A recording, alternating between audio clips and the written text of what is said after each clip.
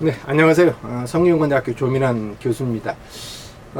오늘은 그 공자 이후에 그 광의 다양한 형태가 나타나는데, 그 다양하게 나타난 그 광의 형태를 크게 두 가지로 이렇게 분류해서 그 광이라고 하는 것이 이 공자 이후에 어떻게 전개됐는가, 이런 점을 개략적으로 살펴보는 시간을 좀 갖도록 하겠습니다. 명대 도룡이라고 하는 그 인물이 있어요. 이 도룡이라고 하는 그 인물은 이제 우리가 학문으로 말하면은, 그 사상으로 말하면 이제 양명학 쪽에 이제 상당히 그 기울어졌던 그 인물인데, 인물이 이 도룡이 나름대로 이제 여러 가지 그 저서를 쓰는데, 그런 이제 저서 가운데 실린 글 하나가 무엇이냐면은 이 광이라고 하는 것에 대해서 분별한다라고 하는 변광이라고 하는 그 글을 씁니다. 이 변광이라고 하는 글에서 이제 여러 가지 그 광의 분류 방식을 취하고 있는데, 그 가운데서 우리가 이 중국 아까 이야기한 공자 이후에 그 광에 대한 형태를 그냥 크게 큰 틀로 이렇게 압축해서 본다면, 그 마음의 광이라고 하는 그 심광과 그 다음에 행위적 광이라고 하는 그 형광이라고 하는 그 두 가지로 이렇게 나누어서 이렇게 살펴볼 수가 있습니다. 그 이제 도룡이 그런 식으로 분류를 해요. 이런 그 심광과 형광이라고 하는 그 분류 방식을 취한 것의 그 각각 구체적인 내용을 우리가 좀 살펴본다면, 심광은 쉽게 말해서 마음속으로는 그 광기를 담고 있지만, 외적 행동은 전혀 그런 그 광기를 드러내지 않는 이런 차원의 이제 광에 해당합니다. 그런 점에서 이런 광은 상당히 긍정적인 광으로 이후에 인정이 되고 있어요. 그런 점에 비해서 이제 형광은 마음속으로는 뭐 광기가 그렇게 있지도 않은데, 행태적으로는 이제 우리가 쉽게 말하면 광태를 부리는 이런 어떤 그 광을 이제 형광이다라고 이렇게 구분을 합니다. 그렇다면 이제 심광의 구체적인 그 내용이 뭐냐라고 하는 것을 조금 더 자세히 우리가 좀 살펴본다면, 심광은 자신의 그 마음을 드넓은 우주에 기탁하고, 그래서 이제 우주와 더불어서 우주에서 이렇게 자유롭게 그 논의는 그런 어떤 그 마음 상태 및 이제 정신 경지를 이렇게 그 가지고 있고, 그 다음에 이제 어떤 세속적인 뭐 이런 것에 연연해 하지 않고, 만물 넘어서 세속 너머에 자신의 또 뜻을 이렇게 자유롭게 펼치고자 하는, 그리고 이 행동적으로는 이제 뭐 이 도룡의 표현을 빌면은 이제 온 세상을 마음 놓고 뭐 휘젓고 다닌다라는 그런 식으로 이야기를 하는데, 즉 아주 그 자유롭게 그 행동을 하면서, 그러면서 이제 가장 중요한 것은 후왕, 즉 이제 과거의 그 봉건 시대의 그 왕을 이렇게 업신여기는, 그렇다면 이제 왕을 업신여긴다고 그런 것은 근데 왕의 어떤 그 밑에 가서 이렇게 신하가 된다든가 하는 뭐 이런 식의 그 관료적 그 삶을 살지 않겠다는 것이죠. 이런 식의 어떤 그 마음가짐을 가지고 있으면서, 그러면서 이제 이 겉으로 드러난 행동은 굉장히 그 뭐 별다른 다른 이렇게 특별한 그 유학자들과 별다르게 이렇게 어떤 차별성을 보이지 않는 이런 식의 어떤 그 광을 이제 심광이라고 이렇게 이야기를 그 도룡은 규정을 합니다.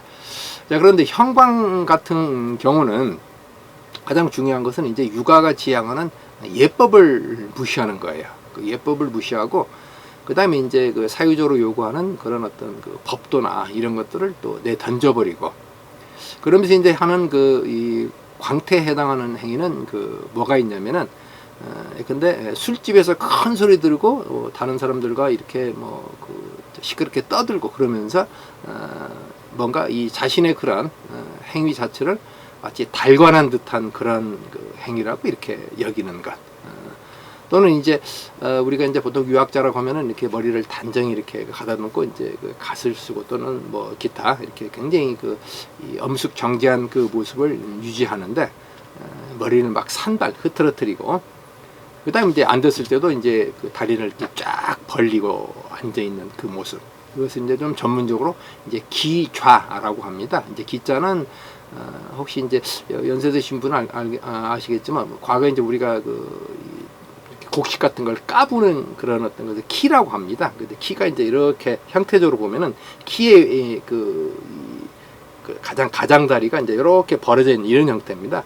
그래서 그런 식으로 다리를 쫙 벌리고 뭐 다리를 쭉 뻗고 앉아 있는 그런 그 행위 자체, 그런 모습을 고상하다라고 이렇게 여기는 것.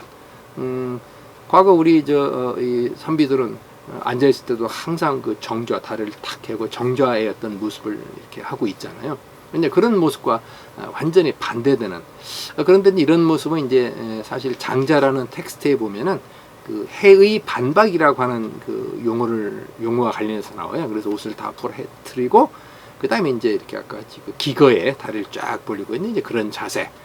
이때 이제 해의 반박은 그 화가와 관련된 그 언급인데, 화가가 이 작품을 창작할 때 어떤 마음가짐을 가져야 할 것인가 라는 이제 그런 어떤 상징적인 것을 의미하는 용어로서 이제 해의 반박, 옷을 풀어헤뜨리고 다리를 쫙 벌리고 편안한 상태로 이렇게 앉아 있는다라는 그런 이야기를 합니다.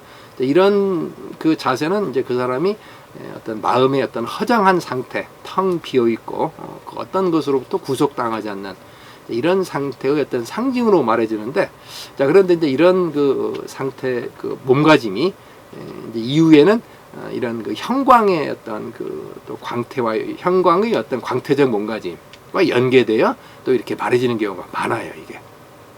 자, 그런 점에서 이런 그 신광과 형광이라고 하는 것이 이제 이후에 크게 역사적 그 상황에서 전개된 걸 보면은 신광 같은 경우는 이제 동진시대 그 도연명이라고 하는 인물이 있어요. 이름은 도참이고 이제 호가 연명인데, 물론 이제 호하고 이름하고 또 뭐 바뀌어서 또 이렇게 그 이해해야 된다는 그런 어떤 것들이 있는데, 그 도연명이 그 여러분이 잘 알다시피 이제 귀거래사라고 하는 이제 글을 쓰고 그리고 이제 자신의 그 고향에 돌아와서 자연과 함께하는 그런 상태에서 이제 핵심적으로 이야기하는 키워드가 이제 심원, 마음이 멀다. 무엇으로부터? 세속적인 것으로부터 마음이 멀다. 라는 그 심원의 은일적 삶을 삽니다. 자, 그런 심원에 바탕한 은일적 삶은 이런 그 심광에 상당히 그 가까운 그런 삶이고, 또 그런 도연명을 또 중국 역사뿐만 아니라 이제 동북아시아 역사에서 문화에서 가장 그 이렇게 존경받는, 본받고자 하는 그런 어떤 상태로 이렇게 이해가 돼요. 그런데 형광 같은 경우는 주로 이제 그 위진 시대 때 중림칠현이라고 하는 그 인물들의 어떤 그 광태, 쉽게 말하면 육아의 예법을 무시하고 육아가 이렇게 지향하는 그런 그 어떤 질서를 무시하고 뭐 공자업 주공도 가볍게 여기고 이런 식의 그런 어떤 과정 속에서 이렇게 그 자신의 어떤 그 행위 자체를 쉽게 말하면 제멋대로 행위하는 이런 어떤 그 형태들이 나타나요. 특히 이제 그 육아의 어떤 그 상례를 무시하는. 근데 완적이라고 하는 인물은 어머니가 돌아가셨는데 마침 바둑을 두고 있는데 어머니가 돌아가셨다는 그런 이야기를 듣고도 계속 바둑을 두어요. 또 이제 상례를 치르는데 이렇게 그 술 먹고 고기 마시고 뭐 하는 이런 식의 이제 육아 예법을 무시하는 이런 어떤 완적과 같은 행태는 이런 광태의 그러니까 형광의 어떤 대표적인 것에 속한다라고 그렇게 이야기를 할 수가 있습니다. 그런 점에서 어쨌든 그 이 공자 이후의 광에 대한 그 행태는 심광이냐 또는 형광이냐라고 하는 크게 보면 그 두 가지의 분류의 어떤 광의 형태로 나타났다라고 그렇게 우리가 정리를 할 수가 있습니다. 자, 오늘 강의는 강좌를 이걸로 마치겠습니다. 네.